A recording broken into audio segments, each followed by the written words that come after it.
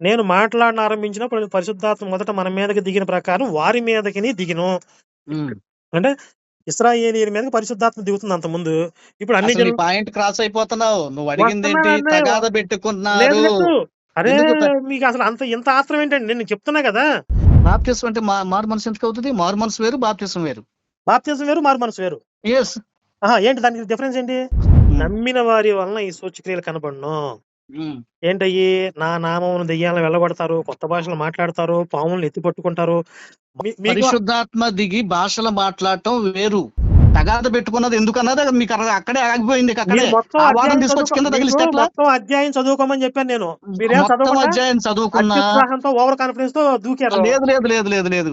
ఒక మాట తీసేయకూడదు, ఒక మాట కలపకూడదు. ఏదైనా చేస్తే మీ మీదకి వస్తదిరా బాబు అని బైబిల్‌లో రాసుంటే ఎవడు ఆ పని చేయలేడు ఎవరి ధైర్యంగా. మీదకొచ్చిందండి? ఎన్ని మార్పులు ఎవడు చచ్చాడు ఇప్పుడు? అందరూ బాగానే ఉన్నారు. ఇప్పుడు ఈ మార్కు అవును. సువార్తలో ఏం రాశారో మత్తయికి తెలీదు.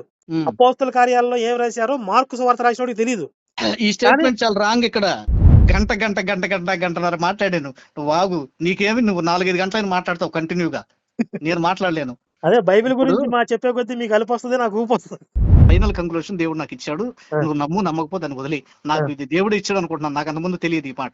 అంటే నేను అనుకోవటం పేతురు గారికి కూడా దీని మీద అవగాహన లేదనే. అక్కడ వరకి. పేతురు కూడా మర్చిపోయాడు. వీళ్ళందరికీ అవగాహన లేదు. అందుకనే ఇప్పుడు మార్కు సువార్తలో యాడ్ చేసినయి ఒప్పుకుంటున్నారది? అదే నీకోసం నా ఒప్పుకున్నా కోసం కాదు. మాకొచ్చిన నష్టం ఏంటంటున్నాను. సరే అది ఒప్పుకోండి అంతవరకి. అది ఇప్పుడు జరిగిన తప్పుని జరిగినట్టుగా ఒప్పుకోండి. యేసు శిష్యులకి క్రైస్తవం పేరుతో కొత్త మతం పెట్టాలనే కాన్సెప్ట్ మొదట్లో లేదు వాళ్ళకి. వాళ్ళు యూదు మతంలో ఒక భాగంగానే ఉన్నారు. ఇక్కడ నా అభిప్రాయం ఏంటంటే దీని మీద ఇప్పుడు పరలోక ఏంటో మొన్న ఏనుగనే మాట లేదన్నావంట. ఆయన ఏనుగన్న మాట దాని మీద ఏనుగనే పదం ఇప్పటికీ లేదు. ఎందుకు లేదు? ఏనుగు దంతం అంటే ఏనుగనే ఏనుగు కదా! దంతం మీరు నేను కూడా ఇదిగో ఒకసారి చెక్ మా చేస్తాను. బైబిల్‌లో ఎట్లా ఉన్నా మాకు యేసయ్య ఇప్పుడు చెప్పారు కదా! చెప్పుకోండి, మాకు ఇబ్బంది లేదు. హ్మ్. కానీ మా దగ్గరికొచ్చి ఛాలెంజ్‌లు చేసి మా దేవుళ్ళని హ్మ్. తిట్టి మా చేస్తే క్రైస్తవ్యంలో యేసే దేవుడని మేము ప్రకటించుకుంటాం. మా భారతదేశంలో మాకు రాజ్యాంగం ఇచ్చిన హక్కు ప్రకారంగా మమ్మల్ని కొట్టబాకండి. మా ఆఫీసు ఫోన్ చేసి నన్ను ముక్కలు ముక్కలుగా నరుగుతానని మీ క్రైస్తవులు తిట్టారు. ఎవరు హింసావాదులు? యేసు నాయన నిన్ను ఎంత ప్రేమిస్తున్నాడో కృషిపాల్లాగా యేసయ్యా నాయనా మా కరుణాకర్ దర్శించు నాయనా నాయనా. నా దగ్గరికొస్తే ఇక మళ్ళీ కనపడ్డా మీకు ఎవరికి కనపడ్డాయిక.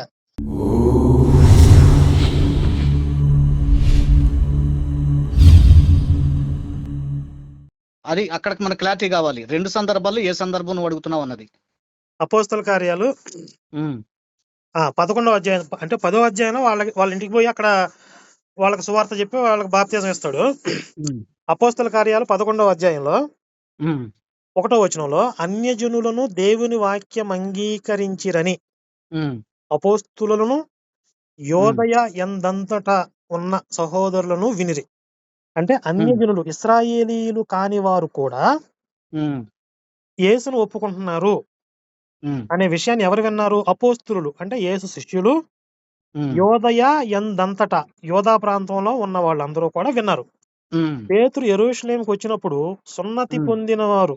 సున్నతి హ్మ్. పొందినవారంటే అదే ఈ యోధా మతంలో ఉన్నవాళ్ళు వీళ్ళే హ్మ్. కదా! దొరికిపోయావులేరా. నీకు నువ్వే ఇప్పుడు ఇక నేను నీకు నువ్వే ఉచ్చె పెట్టేసేయాలిరా. అదా కిందకి రా. వినండి, కంప్లీట్ చేద్దాం. రా కిందకి రా. ఆ! ఆ! సున్నతి పొందినవారు నీవు సున్నతి పొందని వారి యొద్దకు పోయి హ్మ్. వారితో కూడా భోజనము చేసితివని అతనితో హ్మ్. వాదము పెట్టుకొనిరి. ఆ! ఎందుకు పెట్టుకున్నారు? ఆ! సువార్త ప్రకటించినందుకు కాదు. ఆ! సువార్త చెప్పి రక్షించినందుకు గాదు. ఆ! వాళ్ళతో కలిసి భోజనం చేసినందుకు వాదం పెట్టుకున్నారు. అక్కడ అవ్వలేదు, ఆగండి. ఆ! మరి రా. ఇక అదే అక్కడ. అయిపోయింది అయ్యో! నీ పని. నీ పని అయిపోయింది. కొంచెం ఆగండి. అయ్యో! ఆ! అత్యుత్సాహం సరే. ఎందుకు, కొంచెం ఆగండి. ఓకే. ఆ! అందుకు పేతురు మొదటి నుండి వరుసగా వారికి ఆ సంగతి ఇలాగ వివరించి చెప్పెను. ఓకే. ఆ! నేనక్కడికి వెళ్లి హ్మ్. ఎందుకు వాళ్ళకి సువార్త చెప్పాను అనేది పేతురు తర్వాత వివరించాడు చూడండి. హ్మ్. నేను యెప్పే పట్టణంలో అంటే అంతకుముందు ఈయనకొక దర్శనం వచ్చింది. అవును. ఏంటి ఆ దర్శనం? అది జెప్పాడు. నేను అది యెప్పే అవును. పట్టణంలో ప్రార్థన చేయుచుండగా పరవశుడినైతిని. అప్పుడు ఒక దర్శనం అవును. నాకు ఒక దుప్పటి కలిగెను. దిగింది. ఆ దుప్పట్లో నానా విధాల ఆ! చతుష్పాద అది నేను జంతువులున్నాయి. అటు చంపుకు చెప్తున్నాను. తినమన్నాడు. అదేలే అది సారాంశం. ఏదనగా 4 చెంగులు బట్టి దిమ్మబడిన పెద్ద దుప్పటి ఒక విధమైన పాత్ర ఆకాశం నుండి దిగి నా యొద్దకు వచ్చెను. హ్మ్. దాని వైపు నేను తేరి చూచి పరీక్షింపగా భూమి హ్మ్. యందుండు చతుష్పాద జంతువులను, అడవి మృగములను, ప్రాకిడి పురుగులను, ఆకాశ హ్మ్. పక్షులను నాకు కనబడెను. అప్పుడు హ్మ్. పేతురు, నీవు లేచి చంపుకొని తినమని ఒక శబ్దం నాతో చెప్పడం విన్నందుకు నేను, వద్దు ప్రభువా, నిషిద్ధమైనది అపవిత్రమైనది ఏదియు నా నోట ఎన్నడూ పడలేదని చెప్పగా రెండవ మారు ఆ శబ్దము ఆకాశం నుండి దేవుడు పవిత్రం చేసిన నిషిద్ధమైనవి ఎంచవద్దని ఉత్తరం ఇచ్చును. అంటే ఎస్. అన్ని జనుల్ని కూడా నువ్వు నిషిద్ధమైన వాళ్ళగా అపవిత్రమైన వాళ్ళగా ఎంచవద్దు అని చెప్పాడంట. ఎస్. ఇలాగ ముమ్మారు జరిగిన తర్వాత అంతా ఆకాశమునకు తిరిగి తీసుకొని పోబడిన వెంటనే కైసరుని నా యొద్దకు పంపబడిన ముగ్గురు మనుషులు మేమున్న ఇంటి యొద్ద నిలిచి ఉండ్రి. అప్పుడు ఆత్మ నీవు భేదమేమి చేయక వారితో కూడా వెళ్ళమని నాకు సెలవిచ్చును. అంటే పరిశుద్ధాత్మ వచ్చి నువ్వు అన్ని జనుల దగ్గర కూడా పోయి వాళ్ళతో కూడా వెళ్ళమని చెప్పింది. ఈ 6 సహోదరులు నాతో కూడా వచ్చారు. మేము కొర్నేలి ఎంత ప్రవేశించింది. అప్పుడు అతడు నీవు ఎప్పేక మనుషులను పంపి పేతురును మార్పడి సీమోను పిలిపించు, నీవు ఇంటి వారి రక్షణ పొందుదురు. ఆ మాటలు అతడు నీతో చెప్పినట్టు తన ఎంట నిలిచి తనతో చెప్పిన ఒక దేవదూతను చూచిన సంగతి మాకు, అంటే కొర్నేలి అనే వ్యక్తికి దేవదూత ఆల్రెడీ కనబడి నీకు పేతురు అనేవాడు వస్తాడు, ఆయన రక్షణ సువార్త చెప్తాడు, నువ్వు ఆయన ఫాలో అవ్వు అని చెప్పి దేవదూత చెప్పిందంటే కొర్నేలికి. నేను మాట్లాడిన ఆరంభించినప్పుడు పరిశుద్ధాత్మ మొదట మన మీదకి దిగిన ప్రకారం వారి మీదకి దిగిను. అంటే ఇశ్రాయేలీయుల మీదకి పరిశుద్ధాత్మ దిగుతుంది అంత ముందు. ఇప్పుడు అన్ని పాయింట్ క్రాస్ అయిపోతున్నావు. నువ్వు అడిగింది ఏంటి? తగాద పెట్టుకున్నారు, పాయింట్ అక్కడ వాదం పెట్టుకున్నారు, సాక్ష్యం చెప్పని రా మరి ఏదో చదువు. అరే మీకు అసలు ఇంత ఆత్రం ఏంటండి? నేను చెప్తున్నా కదా. మరి పాయింట్ లోకి వచ్చేసా ఎందుకు? అరే చెప్తున్నా, చదువుకుంటూ వస్తాను, నేను ఖాళీగా ఉన్నానా? అప్పుడు యోహాను నీళ్లతో బాప్తీసం ఇచ్చిన గాని మీరు పరిశుద్ధాత్మలో బాప్తీసం పొందని ప్రభువు చెప్పిన మాట నేను జ్ఞాపకం చేసుకుంటుని. చూసారు, అక్కడ బాప్తీసం గురించి వచ్చింది. కాబట్టి ప్రభు అయిన యేసుక్రీస్తునందు విశ్వాసం ఉంచిన మనకు అనుగ్రహించినట్టు దేవుడు వారికి కూడా సమాన వారము అనుగ్రహించి ఉండగా దేవుని అడ్డగించుటకు నేను ఏ పాటి వాడినని చెప్పాను. వారు ఈ మాటలు విని, అంటే మనకు అనుగ్రహించినట్లుగా వాళ్ళకు కూడా బాప్తీసం పొందడానికి సమాన వరం అనుగ్రహించాడు అని నాకు ఆ దర్శనం ద్వారా తెలిసింది. వారు ఈ మాటలు విని మరేమీ అడ్డము చెప్పక అట్లయితే అన్య జనులకును దేవుడు జీవార్థమైన మారు మనసు దయచేసి ఉన్నాడని చెప్పుకొనుచు దేవుని మహిమ పరిచిరి. చూసారా ఇక్కడ ఏంటి అంటే, ప్రశ్న మీరు చెడగొట్టదు ఇక్కడ స్పష్టంగా, అంటే అన్య జనులకి కూడా మారు మనసు పొందడానికి సమాన వరాన్ని అనుగ్రహించాడు. అబ్బా ఎంత గొప్పవాడు అని వీళ్ళకి అర్థమైంది ఇప్పుడు. మంచిదన్నారు. అంటే ఇప్పుడు దాకా వాళ్ళకేంటి, ఓన్లీ ఇశ్రాయేలీయులకి మాత్రమే సువార్త చెప్పాలి, వేరే వాళ్ళకి చెప్పకూడదు. కానీ ఇక్కడ పేతురు నాకు దర్శనం వచ్చింది, స్పెషల్ గా ఆర్డర్ ఇచ్చాడు అందరికి చెప్పమని అని పేతురు దర్శనం చెప్తే, ఓహో అన్ని జనులకి కూడా. అరే నన్ను చెప్పనండి సార్, అసలు నీకు పదున లేదు అక్కడ. నీకు పాయింట్ వాదన పెట్టుకున్నారు, నువ్వెందుకు సువార్త చెప్పావు అన్న పాయింట్ రావట్లేదు కదా. ఫస్ట్ స్టార్టింగ్ మొట్టమొదట వచ్చినవే గొడవ పెట్టుకున్నారని. భోజనం ఎందుకు చేసావు అని. భోజనం చేసి మొత్తం సువార్త ఎందుకు చెప్పావు అర్థం చేసుకున్నావు కాదండి. ఇప్పుడు చివరిలో మీకు ఏమర్థం అవుతుంది ఇక్కడ, వారు ఈ మాట విని మరేమి అడ్డం చెప్పక అట్లయితే అన్ని జనులకు దేవుడు జీవార్థమైన మారు మనసు దయచేసి ఉన్నాడని చెప్పుకొనుచు దేవుని మహిమ. వారు ఈ మాటలు, ఏ మాటలు? పేతురు చెప్పిన మాటలు విని, అన్ని జనులకి కూడా జీవార్థమైన మారు మనసు దయచేసి ఉన్నాడా అని చెప్పుకొనుచు దేవుని మహిమ పరిచిరి. అంటే అప్పుడు దాకా వాళ్ళకి లేదు అని వాళ్ళు అనుకున్నారు అని నువ్వు అంటున్నావు. అంటే ఓకే, అదే వాళ్ళు అనుకున్నారు ఇట్లాగాని నువ్వు అంటున్నావు. నువ్వు అట్లా అర్థం చేసుకున్నావు. నేను దాన్ని అక్కడ చెప్తా విను, నా ఆన్సర్ చెప్తా విను. ఇప్పుడు నేననే ఇక్కడ నా జవాబు ఏంటంటే, బైబిల్ ప్రకారంగా వీళ్ళకి సువార్త ప్రకటించటం దేవుడు మనకి చెప్పాడు. సరే రైట్, సువార్త ప్రకటించాలి అంతవరకే. జీవార్థమైన మారు మనసును తర్వాత పరిశుద్ధాత్మ దిగే అనుభవం కూడా కలిగిందా మనకులాగా? అరే అని ఆశ్చర్యం వేసింది. అంటే సువార్త ప్రకటించడానికి ఆశ్చర్యం కాదు, పరిశుద్ధాత్మ వాళ్ళ మీద కూడా వెళ్ళింది అన్ని జనుల మీదకి. ఇది ఒకటి. రెండోది, వాళ్ళతో కలిసి భోజనం చేశాడు, వాదన పెట్టుకుంది అందుకు. తర్వాత వీళ్ళు క్వశ్చన్ చేసింది ఏంటంటే, పరిశుద్ధాత్మ జీవార్థమైన ఆత్మ మన సొత్తు కదా, వాళ్ళకెందుకు, వాళ్ళకు లేదు కదా. కానీ ఈయన ఇప్పుడు చెప్పేశాడు ఆన్సర్, వాళ్ళ మీద కూడా వచ్చేసింది పరిశుద్ధాత్మ. జీవార్థమైనటువంటి మారు మనసు వాళ్ళకు కూడా కలిగింది, మనతో సమానం అయ్యారు అన్నారు. అంటే అప్పటిదాకా వీళ్ళ అభిప్రాయం ఏంటి? సువార్త ప్రకటించడం అంతవరకే. వాళ్ళు నమ్మితే నమ్మారు, లేకపోతే లేదు. నమ్మితే ప్రభు దగ్గరికి వెళ్తారేమో మనకు తెలియదు, మన డ్యూటీ ఏంటి చెప్పడమే అనుకున్నారు. అంటే వాళ్ళు పరిశుద్ధాత్మ పొందుతారు, భాషలు మాట్లాడతారు అని వీళ్ళకి తెలియదు. అప్పుడు షాక్ అయ్యారు వీళ్ళు, అది కూడా విని. అప్పుడు సమ్మతించారు. అంతకు ముందు ఓన్లీ సువార్త చెప్పి వదిలేసేవాళ్ళు, మారు మనసు ఇవ్వడం లేదు. అంటే ఎవరికి పరిశుద్ధాత్మ దిగిన అనుభవం అన్ని జనుల మీద ఇదే ఫస్ట్. అంటే ఇప్పుడు మీరు మార్కు సువార్తలు చెప్పిన ప్రకారం ఏంటి, అందరినీ నా శిష్యులుగా చేయండి అన్నాడు. అందుకని పరిశుద్ధాత్మ పొందుతారని వీళ్ళకి అర్థం కాలప్పటికి, వీళ్ళు కూడా వీళ్ళలాగానే. అంటే పరిశుద్ధాత్మ పొందడం ఏంటి, శిష్యులుగా చేయటం ఏంటి? వేరే పరిశుద్ధాత్మ.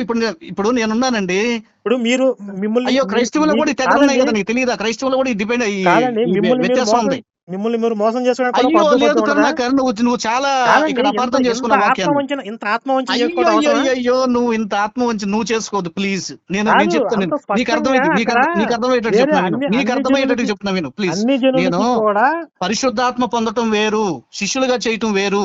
ఆ? పరిశుద్ధాత్మ పొందటం వేరు. ఇప్పుడు కూడా క్రిస్టియానిటీలో పరిశుద్ధాత్మ పొందే విధానం ఒకరికి ఉంది, అందరికి లేదు. పరిశుద్ధాత్మ ఒక తెగ మీదకి వస్తది, ఒక తెగకే దాన్ని నమ్మరు, వాక్యాన్ని నమ్ముతారు. పరిశుద్ధాత్మ అనుభవం పొందటం వేరు, మామూలుగా యేసుప్రభుని నమ్ముకోవటం వేరు. మన క్రిస్టియానిటీలో కూడా అదే ఉంది. నీకు కాదు. ఒక ఇప్పుడు ఒక నిమిషం క్రిస్టియన్ గాని పుట్టావు మార్కు కదా, నువ్వు సువార్త నీకు తెలియపోవటం ఏంటి? మార్కు సువార్త 16వ అధ్యాయంలో ఆ 15వ వచనం, మరియు మీరు సర్వలోకానికి వెళ్లి సర్వ సృష్టికి సువార్తను ప్రకటించండి. ఎస్ నమ్మి బాప్తిజం పొందినవాడు రక్షింపబడును, అది నమ్మని వానికి శిక్ష విధింపబడును. అది ఆ, ఎస్ ఆగండి. అంటే అక్కడ దాని మీనింగ్ ఏంటి? ఓన్లీ సువార్త చెప్పి వదిలేయటమా, బాప్తిజం కూడా ఇవ్వమని ఉందా? బాప్తిసం పొందటం వరకు ఉంది. బాప్తిజం పొందడం వరకు ఇప్పుడు ఉంది. అబ్బాయి యేసు బాప్తిజం ప్రభు పొందడం అంటే నమ్ముకోండి రా, బాప్తిసం పొందండి, అయిపోయింది. కాదండి. పరిశుద్ధాత్మ వస్తుందని తెలియదు వీళ్ళకి, పరిశుద్ధాత్మ కొత్త ఆగండి. ఎక్స్పీరియన్స్ అది. అసలు పరిశుద్ధాత్మ మీరు డైవర్ట్ చేయొద్దు. బాప్తిజం అంటే మారు మనసు కదా? బాప్తిసం అంటే మారు మనసు కదా? మారు మనసు ఎందుకు అవుతుంది? మారు మనసు వేరు, బాప్తిసం వేరు. బాప్తిజం వేరు, మారు మనసు వేరు. ఎస్. ఏంటి దానికి డిఫరెన్స్ ఏంటి? అయ్యో బైబిల్ రత్న కరుణాకర్, మారు మనసు వేరు, బాప్తిసం పొందటం వేరు. అదేంటండి మారు మారు మనసు మనసు అంటే ఏంటి? విను, బాప్తిజం అంటే? చెప్తా విను. ఆ, మారు మనసు పొందటం అంటే, ఇప్పుడు నేను ఒకవేళ క్రిస్టియన్ గా పుట్టిన, యేసు ప్రభు నా హృదయాన్ని తాగుతాడు, అయ్యో నేను పాపం చేశానే అని పశ్చాత్తాపడతాను, తాగటం మానేస్తాను, ఏదైనా దొంగతనాలు చేసి అలవాటు ఉంటే దాన్ని మానేస్తాను, ఏదైనా చిన్న వస్తువులు ఎవరు ఏంటో వాళ్ళు ఇచ్చేస్తాను, ప్రార్థనకి వెళ్తా. ఇది మారు మనసు పొందటం. ప్రార్థనకి వెళ్ళినాక కొన్ని రోజులు బాగా వాక్యం విని ప్రభువులోకి లోతుకు వచ్చినాక నేను ప్రభు బిడ్డని అని చెప్పుకోవటానికి బాప్తిసం పొందుతారు. బాప్తిసం వేరు, మారు మనసు వేరు. సరే, మీ మాటలు వింటూ క్రైస్తవులు మిమ్మల్ని తిడతారు, అది నాకు అనవసరం లేదు. అయ్యో లేదు లేదు లేదు లేదు, ఎవడు మాట్లాడు. ఇక్కడ ఆగండి. దీనికి ఒక్క కామెంట్ ఇప్పుడు కనుక first వ్యతిరేకంగా మీరేమన్నారు? వస్తే నాకు చూపించు. ఈ మీరు సందర్భానికి కామెంట్ వ్యతిరేకంగా రాస్తే ఎవడైనా రాస్తారు. ఇప్పుడు మీరు మార్కు సువార్తలు ఏమన్నారు? ఫస్ట్ సువార్త చెప్పి వదిలేసేయమన్నాడు, వాళ్ళకి బాప్తిజం లేదు, మారు మనసు లేదు. బాప్తిసం లేదని లేదా, నేను ఆ, సువార్త చెప్పమన్నాడు దర్శాల్. ఆ, నువ్వు సువార్త కొత్తగా చెప్పి పాయింట్ వదిలేయమన్నాడు. చేసావు కనుక కానీ సువార్త అదే ఇక్కడ సువార్త సువార్త చెప్పి చెప్పి వదిలేయమని లేదు. ఇక్కడ అదేలే సువార్త చెప్పి బాప్తిసం వదిలేయమని ఏమని ఉంది, లేదు. మీరు అబద్ధం బాప్తిసం చెప్పారు. ఏమని ఆగండి. ఉంది. అక్కడ ఆగండి. నమ్మి బాప్తిజం పొందిన అంటే బాప్తిజం ఇవ్వమని ఉంది. బాప్తిజం అంటే మారు మనసు పొందకుండా బాప్తిజం ఇచ్చేస్తారా? అంటే కొన్ని చోట్ల అలాగే జరుగుద్ది, కొన్ని చోట్ల. అంటే మారు మనసు లేకుండా బాప్తిజం ఇచ్చేస్తారు. అవునండి, ఈ రోజుల్లో కొంతమంది పాస్టర్లు అట్లా చేస్తున్నారు, తప్పు చేస్తున్నారు. ఏదో జబ్బు పోయిందనగానే రా బాప్తిసం తీసుకుంటున్నారు. ఏదో అయ్యా నేను ప్రభుని నమ్ముకున్నా, అట్లా ఇచ్చే పద్ధతి ఒక కోవకు ఉంది. ఒక కోవ ఏం చేస్తారు, 10 ఏళ్ల పాటు చూసి ఇతను బాగా ప్రభులో ఉన్నాడు అన్నప్పుడు ఇస్తారు బాప్తిసం. దీంట్లో కూడా వ్యత్యాసం ఉంది క్రిస్టియానిటీలో. మళ్ళీ ఉచ్చు తగిలించుకున్నారు మీరు. ఒక నిమిషం. అయ్యో నువ్వు ఏం కాదు, ఇది నేను చెప్పేది సత్యం, నీకు తెలియదు అనమాట. అయితే ఓకే. అవునులే, నువ్వు హిందూ అయిపోయావు కదా, క్రిస్టియన్ విషయాలన్నీ మర్చిపోయావు. పాస్టర్లు తప్పులు చేస్తారండి, మారు మనసు లేకుండా బాప్తిజం ఇస్తున్నారు. ఓకే, పాస్టర్లు తప్పు చేస్తున్నారు. కానీ ఇక్కడ చెప్తున్న పాస్టర్ కాదు, యేసు కదా. యేసు ఏమంటున్నాడు? నమ్మి బాప్తిజం పొందిన వారు రక్షించబడును. నమ్మి బాప్తిజం పొందడం అంటే ఏంటి? యేసుని రక్షకుడిగా అంగీకరించి మారు మనసు పొందడం కదా నమ్మటం అంటే. అంటే క్రీస్తు మరణించాడు మన పాపాల కోసం, ఆయన నిజంగా మన రక్తం ప్రాణం పెట్టాడు. నమ్మటం, బాప్తిజం పొందడం అంటే అందులో మారు మనసు లేదు. అక్కడ అదే రెండు ఉన్నాయి. అక్కడ నువ్వు దాన్ని ఒకటే చేస్తున్నావు. నేను అదే అంటుంది, రెండు ఉన్నాయండి. రెండు ఉన్నాయి. అది ఎస్. నమ్మి బాప్తిజం పొందడం అంటే అందులో మారు మనసు లేదా? ఉంది కదా. మరి నమ్మకంలో ఉంది. అది వేరు. మళ్ళీ అందుకనే దీన్ని వాటి రెండింటిని విడగొట్టాలి. నువ్వు మూడో మాట యాడ్ చేయాలంటే కాదు. అయ్యో కాదు, విను. మూడో మాట అక్కడ ఇంక్లూడ్ చేయాలంటే వాటిని విడగొట్టాలి. నీకు ఇంకో సింపుల్ గా బైబిల్లో ఉన్నది ఇంకో వివరం చెప్తా చూడు. అక్కడ నీకే అనుకూలంగా ఉంటుంది చూడు. నేను ఇంకో మాట చెప్తా విను. యేసు ప్రభుకి బాప్తిసం ఇచ్చాడు యోహాను. ఆయన ఏం చేశాడు? ఆయన దగ్గరికి వచ్చినటువంటి వాళ్ళకి యేసు ఏదో పాపాలు చేశాడు, బాప్తిసం నాకు అవసరం లేదు, అది కాదు. ఇక్కడ బాప్తిసం కాదు, ఆయన దగ్గరకు వచ్చిన వాళ్ళు ఆయన బాప్తిసం ఇచ్చాడు. మీరు మారు మనసు పొంది ఆయన దగ్గరకు వస్తే మారు మనసు తగ్గ ఫలాలు ఫలించండి అన్నాడు. మీరు ఎలా ఎక్కడి నుంచి ఎక్కడికి మార్చారు చూడండి. ఫస్ట్ ఏమో మార్కు సువార్తలో జస్ట్ సువార్త చెప్పి వదిలేమన్నాడు, మారు మనసు లేదన్నారు అక్కడ మార్కు సువార్తలో. మరి తర్వాత వాదం పెట్టుకున్నారు.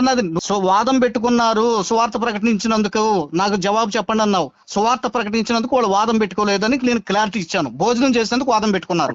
ఇక రెండో విషయం మీరు ఏం తెలుసుకొచ్చారని చివరి తీసుకొచ్చి కాదు జీవార్థమైన మారు మనసు వాళ్ళకు కూడా దేవుడు ఇచ్చాడు అన్నప్పుడు సమ్మతించారంటే దాన్ని కూడా వ్యతిరేకించారు కదా అన్నావు.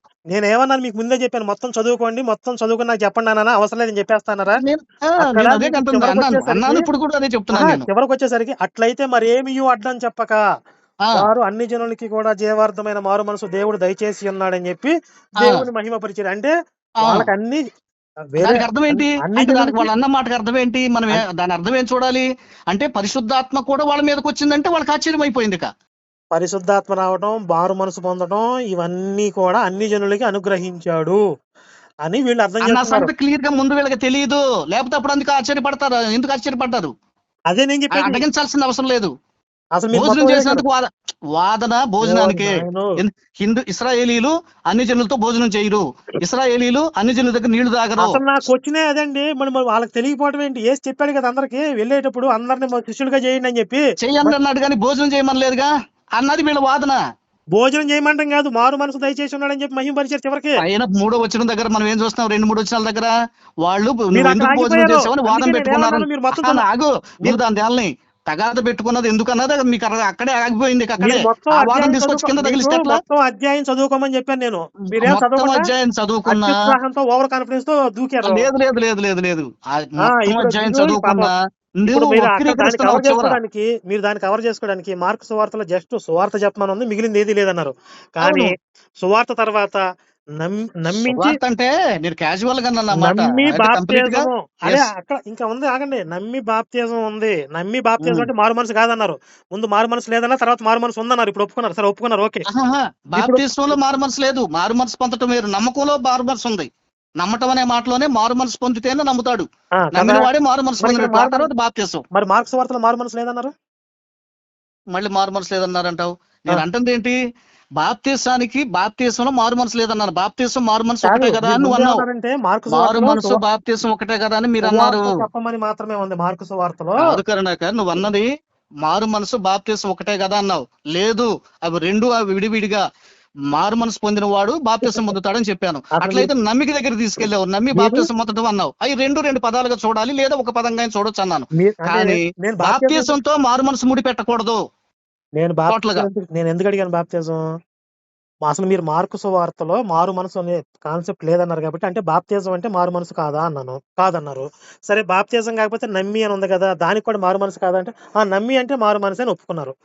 అంటే నేను ఒప్పుకున్నట్టు చెప్తాను. ఎస్, అంటే మార్కు సువార్తలో మారు మనసు అనే కాన్సెప్ట్ ఉంది కదా. మారు మనసు అనే కాన్సెప్ట్ ఉంది. ఉంది కదా. అపోస్తల కార్యాల్లో స్పెషల్ గా మళ్ళీ అప్పుడు అర్థం కావడం ఏంటి వాళ్ళకి? మారు మనసు పొందటం అంటే పరిశుద్ధాత్మ రావటం కదా ఇక్కడ జరిగింది. కాదు మారు మనసు పొందటం కాదు. వాళ్ళు మారు మనసు పొందింది ఎక్కడ వరకు? మారు మనసు పొందింది పేతురు గారిని పిలిపించి వాక్యం చెప్పాడండి.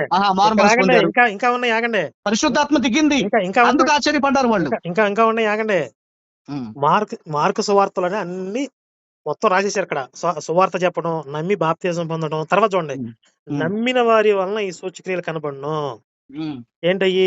నా నామమును దెయ్యాలను వెళ్ళగొడతారు, కొత్త భాషలు మాట్లాడతారు, పాములను ఎత్తి పట్టుకుంటారు, మరణకరమైనది ఏది తాగిన వారికి హాని చేయదు, రోగుల మీద చేతున్న వాళ్ళు స్వస్థత నొందుదురని వారితో చెప్పాను. అంటే వీళ్ళు అద్భుతాలు కూడా చేస్తారు నమ్మిన వాళ్ళు. అంటే ఈ అద్భుతాలు చేయడం అంటే పరిశుద్ధాత్మ దిగడం, ఆ పరిశుద్ధాత్మ శక్తితోనే కదా చేసేది. పరిశుద్ధాత్మ దిగి భాషలు మాట్లాడటం వేరు, అద్భుతాలు చేసే వరం వేరు. నీకు తెలుసు, మన పత్రికలో చూస్తాం. కొందరిని దేవుడు సువార్థికులుగా, కొందరిని అద్భుతాలు చేసేవారిగా, కొందరిని సువార్థికులుగా, బోధకులుగా దేవుడు డివైడ్ చేసేసాడు. స్పష్టంగా చెప్తాను వినండి, సింపుల్ గా. మీరు అపోస్తుల కార్యాల్లో చాలా ఎక్కువ ఉంది, మార్కు సువార్తలో చాలా తక్కువ ఉంది అనుకున్నారు. కానీ మార్కు సువార్తలోనే చాలా ఎక్కువ ఉంది అపోస్తుల కార్యాల్లో చెప్పిన దాంతో పోలిస్తే. మొత్తం అన్ని ఇచ్చేసాడు అన్ని జనులకు కూడా. ఇక్కడ ఒక సువార్త, నమ్మకం, బాప్తిజం, అద్భుతాలు, స్వస్థతలు, కొత్త భాషలు మాట్లాడడం, ఇవన్నీ అన్ని పవర్స్ కూడా నమ్మిన వారికి, అన్ని జనులకి, అందరికీ ఉంటాయని చెప్పేసాడు ఇక్కడ. ఇందులో భోజనం చేయడం చిన్న చిన్న నథింగ్, అసలు చిన్న మ్యాటర్ అది. కానీ ప్రాబ్లం ఏమైందంటే, ఇవన్నీ మార్కు సువార్తలో ఇవన్నీ తర్వాత యాడ్ చేశారు. నిజానికి యేసు చనిపోయి తిరిగి లేచాడు, పరలోకానికి వెళ్ళిపోకముందు ఇవన్నీ చెప్పలేదు. అసలు ఆయన మాయమైపోయాడు, పారిపోయాడు, ఏదో జరిగింది. ఇవన్నీ మార్కు సువార్తలో చెప్తారులే మీరు. ఇవన్నీ మార్కు సువార్తలో తర్వాత ఎప్పుడో యాడ్ చేసుకున్నారు. మీకు ఇంకొక చిన్న యాడ్ చేసుకున్నారంట ఆధారం లేకుండా. బైబిల్ ఒక మాట తీసేయకూడదు, కలపకూడదు బైబిల్లో ఉంటే. బైబిల్ ఏముంది? ఒక మాట తీసేయకూడదు, ఒక మాట కలపకూడదు, ఏదైనా చేస్తే మీ మీదకి వస్తుందిరా బాబు అని బైబిల్లో రాసి ఉంటే ఎవడు ఆ పని చేయలేడు. వచ్చిందండి ఎన్ని మార్పులు, ఎవరు తెచ్చాడు? ఇప్పుడు అందరూ బాగానే ఉన్నారు. ఎప్పుడే చేయలేదు, ఎవరు దాన్ని తీసేయడం సార్లు మార్చారు కానీ బైబిల్. అయితే ప్రాబ్లం ఏమైందంటే, ఇప్పుడు ఈ మార్కు సువార్త మత్తయి సువార్త, యోహాను సువార్త, అపోస్తుల కార్యాలు ఇవన్నీ కూడా సెపరేట్ బుక్స్. మీకు ఉమ్, ఈ ఈ మధ్య కాలంలో వాటన్నిటిని కలిపి ఒక బైబిల్ చేశారు గానీ, నిజానికి ఆ కాలంలో ఇవన్నీ కూడా ఎవరికి వాళ్ళు ఇండివిడ్యువల్‌గా రాసుకున్నారు. ఇప్పుడు ఈ మార్కు అవును. సువార్తలో ఏం రాశారో మత్తయికి తెలీదు. ఉమ్, అపోస్తల కార్యాల్లో ఏం రాశారో మార్కు సువార్త రాసినోడికి తెలీదు. ఉమ్, అందుకని మార్కు ఉమ్. సువార్తలో ఏం రాశారు? యేసు పరలోకానికి ఎళ్ళిపోక ముందే మనకి ఇవన్నీ చెప్పేసాడు అని చెప్పి ఈ ఈళ్ళు అస్- రాసుకున్నారు. ఈ కానీ స్టేట్మెంట్ చాలా రాంగ్ ఇక్కడ. ఏం అదే స్టేట్మెంట్? అక్కడ మీకు వాళ్ళకి తెలియదు, సింపుల్‌గా మార్కు అర్థమైంది. రాసింది ఈయనకి తెలియదు ఆయనకి తెలియదు కాదు, రాయించింది పరిశుద్ధాత్మ దేవుడు ఇది అని మీరు మనం నేను నమ్ముతున్నాం గుడ్ కదా. నేను గుడ్డిగా నేను స్టాక్ డైలాగులు చెప్తానంటే ఎవరేం చేయలేరు. తర్వాత అపోస్తల కార్యాలలో లేదు యేసు పరలోకానికి ఎళ్ళక ముందు చెప్పలేదు. ఆయన పైకెళ్ళిన తర్వాత అన్ని జనులకి కూడా సమాన వరాన్ని అనుగ్రహించాడు. వాళ్ళకి మారు మనసు ఇవ్వడం గాని, సువార్త చెప్పడం గాని ఇవన్నీ కూడా పైకెళ్ళిన తర్వాత డిసైడ్ అయ్యిందని చెప్పి అపోస్తల కార్యాల్లో రాశారు. ఈ ఇప్పుడు అపోస్తల సరే, ఒక మాట చెప్తాను నీకు ఫైనల్ గా. హ్మ్. ఒక మాట చెప్తున్నా విను. హ్మ్. కరుణాకర్, ఎక్కువ ఒక మాట విను. సరే, నువ్వు టోటల్ గా అనేది ఏంటంటే వీళ్ళకి ఆల్రెడీ ముందే చెప్పుంటే వీళ్ళు ఇక్కడ వాదన పెట్టుకోవటం ఎందుకు, లేకపోతే ఇక్కడ గొడవ పెట్టుకోవటం ఎందుకు అనేది ఆ! నువ్వు రేట్ చేసే ఇప్పుడు పాయింట్. ఇప్పుడు దారికొచ్చారు. అది పాయింట్. విను, సింపుల్ దాన్ని ఫైనల్ కి వచ్చేద్దాం. మీరు బాబు, దాన్ని అటు తిప్పి, ఇటు బాబు తిప్పి అర్థం నీతో కానట్టుగా గంటన్నర మాట్లాడాను. నువ్వు ఆగు. నీకేమి, నువ్వు 4-5 గంటలైనా మాట్లాడతావు కంటిన్యూగా. నేను మాట్లాడలేను అదే బైబిల్ ఇప్పుడు. గురించి చెప్పే కొద్దీ మీకు అలుపొస్తది, నాకు ఊపొస్తది. బైబిల్ గురించి చెప్తాం కాదు ఇది, ఇది ఒక వాదన కదా, తగాదా కదా. ఇప్పుడు కరుణాకర్, నువ్వు నీ పాయింట్ కి సొల్యూషన్ నేను నువ్వు నమ్ము నేను నమ్మకపో. నేను ఇప్పుడు అందుకే నాకు అర్థం, నన్ను మాట్లాడి, ఆ! నాకు అర్థమైంది ఫైనల్ గా. నా మైండ్ లో దేవుడు ఇప్పుడే నాకు ఆలోచన, నాకు అంత ముందు కూడా లేదు. ఆ! జస్ట్ ఇప్పుడు ఫైనల్ కంక్లూషన్ దేవుడు నాకు ఇచ్చాడు. ఆ! నువ్వు నమ్ము నమ్మకపో దాన్ని వదిలే. ఆ! నాకు ఇది దేవుడు ఇచ్చాడు అనుకుంటున్నాను, నాకు అంత ముందు తెలియదు ఈ మాట. నీతో ఏంటది? మాట్లాడుతుండగానే నాకు ఒక చక్కటి ఆలోచన వచ్చింది, దీనికి ఆన్సర్ ఏంటన్నది. ఆ! ఏం చెప్పండి? నేను విను. ఇప్పుడు శిష్యులని మామూలుగా మీరు లోకంలోకి వెళ్ళండి రా బాబు, సర్వ సృష్టికి మీరు ఇట్లా చెయ్యండి అని చెప్తే సాధారణంగా వాళ్ళంతా దాదాపుగా పామర్లు. యేసు ప్రభు శిష్యరికం చేసినటువంటి వాళ్ళు అంత విద్య కలిగినటువంటి వాళ్ళు కదా, లోక గారు తప్ప. హ్మ్. సరే, వాళ్ళు వాస్తవంగా వాళ్ళు దేవుడు చెప్పింది చేశారు. వీళ్ళేంటంటే ఈ ఈ పాములు ఎత్తి పట్టుకుంటారు, లేకపోతే బాప్తిసం పొందుతారు, లేకపోతే ఇవన్నీ కూడా ఇశ్రాయేలీల మధ్య జరుగుతాయి అన్న ఒక నానుడితో కొంతమంది అట్లా ఉండిపోయారు. హ్మ్. సెకండ్ పర్సన్ ఏంటంటే, మన అపోస్తల కార్యంలోకి వెళ్ళేటప్పటికి అది ప్రాక్టికల్ గా చూడటం జరిగింది. పేతురు గారు ఫస్ట్ గా ఇక్కడ యేసుప్రభు చెప్పిన మాటలు ఉన్నా, వీళ్ళు నమ్ముతుంది ఏంటంటే వాళ్ళు యూదుల్లో లేకపోతే ఇశ్రాయేలీల్లో పరిశుద్ధాత్మ పొందుతారు, లేకపోతే భాషలు మాట్లాడతారు, లేకపోతే పావులు ఎత్తుపట్టుకుంటారు, మారు మనసు పొందుతారు, బాప్తీసాలు పొందుతారు, సువార్త మాత్రం మనం ప్రకటించాల్సిందే అందరికీ. కానీ ఈ జరిగేది మాత్రం మనలోనే, ఇది మన సొత్తు, మన దేవుడు అన్న ఫీలింగ్ తో వీళ్ళు ఉన్నారు. కానీ అది అపోస్తల కార్యంలోకి వెళ్ళేటప్పుడు అది ప్రాక్టికల్ గా వచ్చేటప్పటికి వీళ్ళకి ఆశ్చర్యం అయిపోయింది. సో కనుక ఈయన అడ్డగించడం కానీ, ఇదేంటే అసలు భోజనం దగ్గర వాదన పెట్టుకున్నారు, అది క్లియర్. బట్ ఈ విషయంలో కూడా ఇలా ఆశ్చర్యపోయారు, ఇదేంటి వీళ్ళకి కూడా పరిశుద్ధాత్మ, వీళ్ళకి కూడా బాప్తీసాలు ఇచ్చావా, వీళ్ళకి కూడా ఇది ఉందా, వీళ్ళకి కూడా జీవార్థమైనటువంటి మారుమనసు ప్రభు ఇచ్చాడా, మనం ఎవరు ప్రకటించడం అనుకున్నామే అన్నట్టుగా విస్తుపోయారు. That's clear. ఇక నువ్వు నమ్ము నమ్మకపో, నువ్వు ఎంతసేపు మాట్లాడటం వల్ల దేవుడు నాకు ఇచ్చిన ఆలోచన ఇది. నేను ఇంతవరకు నాకు దీని మీద అంత ఆలోచన చేయలేదు నేను. కాదు. ఇంకో పాయింట్ వదిలేశారు ఇందులో. ఉమ్, ఇప్పుడు సరే పేతురుకి అనిపించింది, ఎళ్లి చెప్పాడు. మిగిలిన వాళ్ళు గొడవ పెట్టినారు. ఉమ్, అట్లా చేస్తావు, అలా చెప్తావని. ఉమ్, అప్పుడు పేతురు ఏం చేయాలి? ఉమ్, ఇది గుర్తు చేయాలి కనీసం. అదేంటి, ఆ ఉమ్, రోజు యేసు పరలోకానికి వెళ్ళక ముందే అందరికీ సువార్త చెప్పమన్నాడు. ఉమ్, అందరిని నమ్మించి బాప్తిజం ఇవ్వమన్నాడు. వాళ్ళకి అంటే నేను అనుకోవటం పేతురు గారికి కూడా దీని మీద అవగాహన లేదనే అక్కడ వరకు. పేతురు కూడా మర్చిపోయాడు. మర్చిపోవటం కాదు, వీళ్ళకి సరైన అవగాహన లేదు, వీళ్ళు పెద్ద విద్యావంతులు కాదు కదా. అది సో అంటే వీళ్ళందరికీ అవగాహన లేదు. అందుకనే మేడ మీద ఆయన భోజనం ఆకలి కొన్నప్పుడు చతుష్పాద జంతువులు వస్తే నేను తినను అని ఆయన అంటానికి కారణం అదే. అంటే అంటే ఇప్పుడు పేతురుకిను మిగిలిన శిష్యులకి యేసు చెప్పిన మాటలు అర్థం కాలేదు అక్కడ మార్కు సువార్తలో. అంటే తమ వరకు అనుకుంటున్నారు, తమ సొత్తు. అదే అబ్రహాం ఎవరంటే మా సొత్తు, దేవుడు ఆ, ఎవరంటే మా సొత్తు అనుకున్నారు. కానీ అది అంటే అన్యజనుల్లో ఇంత ప్రభావవంతంగా వీళ్ళకి వచ్చినట్టుగానే వాళ్ళకు కూడా కలిగిద్దని తర్వాత అర్థమైంది, ఎక్కడ కొర్నేలి ఇంటికి వెళ్ళిన తర్వాత. కొర్నేలు ఇంటికాడ అక్కడ నిజానికి వాళ్ళేం అద్భుతాలు చేయలేదు, పాములు ఎత్తు పట్టుకోలేదు. ఇంకా మార్కు సువార్తలో చాలా ఎక్కువ చెప్పాడు. ఎత్తు పట్టుకున్నారు కాదు, పరిశుద్ధాత్మ దిగింది, బాప్తిసం పొందారు, అసలు అక్కడ వీళ్ళు భోజనం చేశారు కదా. వాళ్ళు ఆశ్చర్యపోయింది దేనికి? అట్లయితే అన్ని జనులకి కూడా దేవుడు జీవార్థమైన మారు మనసు దయచేసి సమాన వరాన్ని అనుగ్రహించాడు. అంటే ఉమ్, సమాన జీవార్థమైన వర సమాన జీవార్థమైన ఉమ్. అంటే నిత్య జీవం పొందడానికి కావలసిన మారు మనసు పొందడానికి వాళ్ళు కూడా అర్హులే అని నాకు వీళ్ళకి మళ్ళీ ఆ మాట అర్థమైంది. ఒకసారి చదువు, నేను క్లోజ్ చేస్తాను బైబిల్. నేను చదువుతా ఉండండి. ఉమ్, 11వ అధ్యాయము 18వ ఉమ్, వచనంలో, వారు ఈ మాటలు విని ఉమ్, మరేమీ అడ్డం చెప్పక, ఉమ్, అట్లయితే అన్ని ఉమ్, జనులకును దేవుడు జీవార్థమైన మారు మనసు దయచేసి ఉన్నాడని చెప్పుకొనుచు ఉమ్, దేవుని మహిమ పరిచిరి. ఉమ్, ఇక్కడ ఆ పై వచనంలో 17వ వచనంలో ఏమంటున్నాడు పేతురు? కాబట్టి ప్రభువైన యేసుక్రీస్తునందు విశ్వాసం ఉంచిన మనకు అనుగ్రహించినట్లు ఉమ్, దేవుడు వారికి కూడా సమాన వరము అనుగ్రహించి ఉండగా ఉమ్. దేవుని అడ్డగించుటకు నేను ఏ పార్టీ వాడినని చెప్పాను. అంటే ఇక్కడ ఎస్, ఎస్, కాన్సెప్ట్ ఎస్, ఏంటి? ఎస్. అంటే నిత్య జీవం పొందడానికి అన్ని జనులు కూడా అర్హులే. వాళ్ళు కూడా సువార్తను నమ్మి బాప్తీసం పొందవచ్చు. మారు మనసు పొందవచ్చు. దానికి వాళ్ళు కూడా అర్హులే అనేది ఇక్కడ కాన్సెప్ట్. అవునా? ఉమ్. పరిశుద్ధాత్మ అనుభవాన్ని పొందడానికి వాళ్ళు కూడా అర్హులే. అసలు మనం ఏది పరిశుద్ధాత్మ అనుభవం పొందుతున్నాం కూడా మన లేదు ఇక్కడ. మీకు ఇక్కడ సరే, టోటల్ గా మనకి మారు ఏదైతే మనసు, సొత్తు అనుకుంటున్నామో జీవా మన సొత్తు అని అదే కరుణాక నువ్వు చెప్పేది నేను కూడా చెప్తున్నాను. కాదు కొంచెం సింపుల్ విడివిడిగా అండి అక్కడ. చెప్తున్నా. జీవా మనకి బాప్తీసం పొందటం గాని, లేకపోతే భాషలు మాట్లాడటం కానీ, పరిశుద్ధాత్మ అనే వరం అంటారు దాన్ని. పరిశుద్ధాత్మ వరం కానీ ఇవి సమానంగానే దేవుడు ఇచ్చేసాడన్న క్లారిటీకి వచ్చారు అప్పుడు వాళ్ళు. లేదు లేదు. అసలు అవన్నీ లేదు ఇక్కడ. జస్ట్ ఒక్కటే వర్డ్ ఉంది. జీవా కాదంటే నేనేం చెప్పి నువ్వు చదివిన మాటలకే చూడండి. నేను వినే చెప్తున్నానుగా. 18వ వచనం నేను చదివాను కదా ఆల్రెడీ. అదే వారు ఈ మరి. మాటలు విని మరేమీ అడ్డం చెప్పక, అట్లయితే అన్ని జనులకును దేవుడు జీవార్థమైన మారు మనస్సు, ఉమ్, జీవార్థమైన అంటే నిత్య జీవం పొందడానికి కావలసినటువంటి మారు మనస్సు ఉమ్, దయచేసి, ఉమ్, అంటే వాళ్ళని కూడా సమానం చేశాడు. అంటే ఉమ్, నిత్య జీవం పొందడానికి ఏదైతే ఆ మారు మనసు పొందాలని చెప్తున్నారో ఉమ్, దానికి వాళ్ళు కూడా అర్హులే ఉమ్, అని వీళ్ళకి ఎప్పుడు తెలిసింది? అపోస్తుల ఉమ్, కార్యాల్లో తెలిసింది. ఉమ్, మరి మీరు సర్వలోకానికి వెళ్ళి సర్వ సృష్టికి సువార్త ప్రకటించడని మార్కు సువార్త అంత మొత్తుకుంటే యేసు, ఉమ్. వీళ్ళకి అపోస్తుల కార్యాలలో ఇప్పుడు తెలియటం స్పెషల్ గా? ఇప్పుడు ఇంకొక విషయం కూడా వినాలి. ఇంకొక విషయం చెప్పాలి. ఉమ్, ఏంటంటే యేసు క్రీస్తు ఉన్నంత వరకు పరిశుద్ధాత్మ అనుభవాన్ని పేతురు పొందలేదు, శిష్యులు కూడా పరిశుద్ధాత్మ అనుభవాన్ని పొందలేదు. ఉమ్. యేసు క్రీస్తు పైకెత్తబడిన తర్వాత మొదటి అధ్యాయం అపోస్తుల కార్యంలో పరిశుద్ధాత్మ అగ్ని నాలుకలుగా విభాగించబడి వీళ్ళ మీద వ్రాలినప్పుడు వీళ్ళు శక్తి పొందారని ఉంది. మీరు ఓకే, అంటే అవతల కాలంలో ఏంటి, ఆయన ఏది చెప్పిన వాళ్ళకి సరిగ్గా అర్థమయ్యేది కాదు. ఒక్కోసారి ప్రభు నువ్వు అన్నామే దాని అర్థం ఏంటి అని అడిగేవాళ్ళు.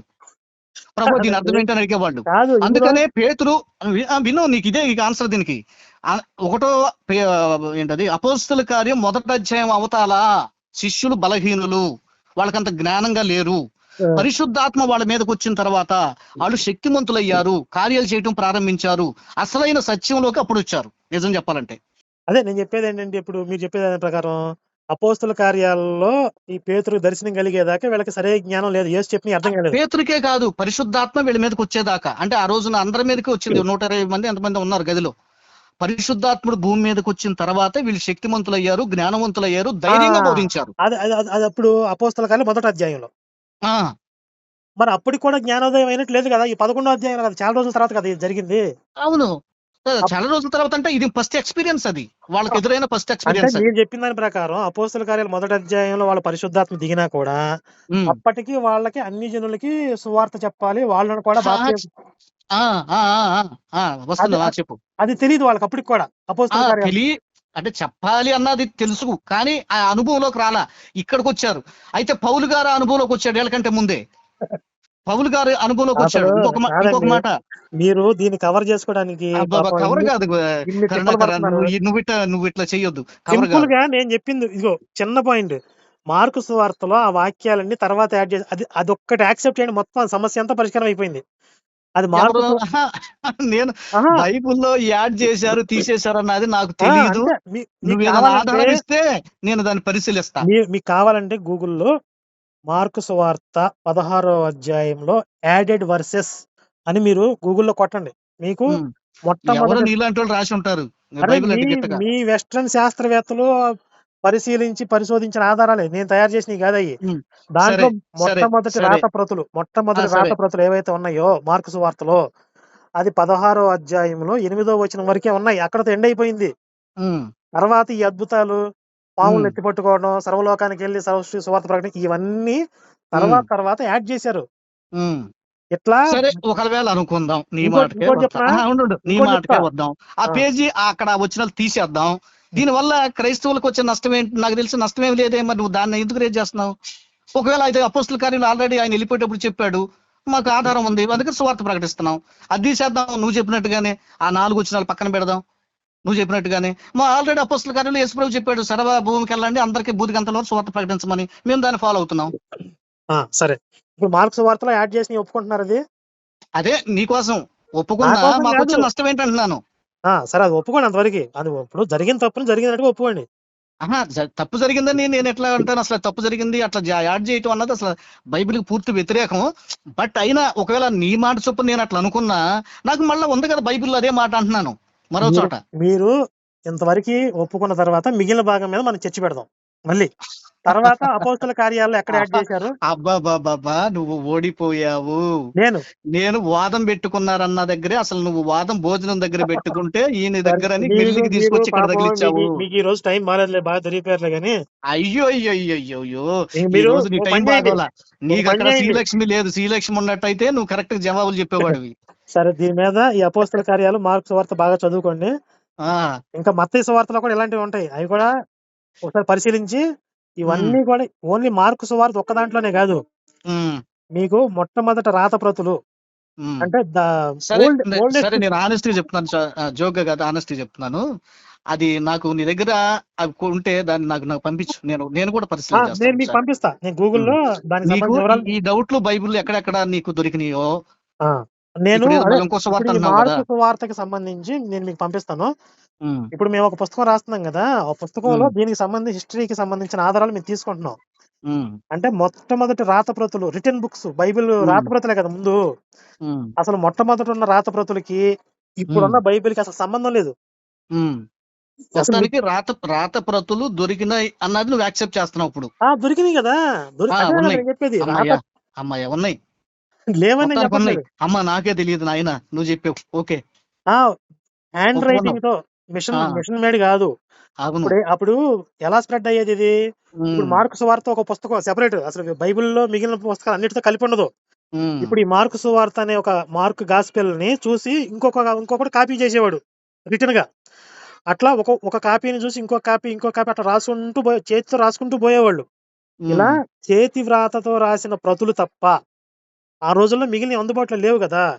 అయితే ఇలా రాసేటప్పుడు ఏం చేసేవాళ్ళు అంటే, వీళ్ళు ఈ రాసేవాడు యేసు మీద ఎక్కువ అభిమానం కలిగిన వాడు అనుకో, అంటే యేసుని దేవుడిగా చూపించాలి అనే భావజాలం ఉన్నాడు అనుకో, వాడు కొన్ని యాడ్ చేసేవాడు. వాడు అనుకో సరే, ఆ రచయిత అంటే నేను చెప్పేది యేసు శిష్యులని కాదు, తర్వాత యేసు శిష్యులు రాసిన సువార్తల్ని కాపీ చేసేవాళ్ళు. అంటే ఈ సువార్తను చూసి ఇంకొక కాపీ, రిటర్న్ కాపీ రాసేవాళ్ళు. ఈ రాసేవాళ్ళు వాళ్ళ సొంత పైత్యాన్ని కొంత యాడ్ చేసుకుంటూ పోయారు. అలా ఈ రోజు తయారైన బైబిల్ కి అసలు మొట్టమొదట ఆది కాలంలో ఫస్ట్ రాతప్రతులు ఉన్నాయి కదా, అసలు వాటికి వీటికి ఎలాంటి పొంతన ఉండదు.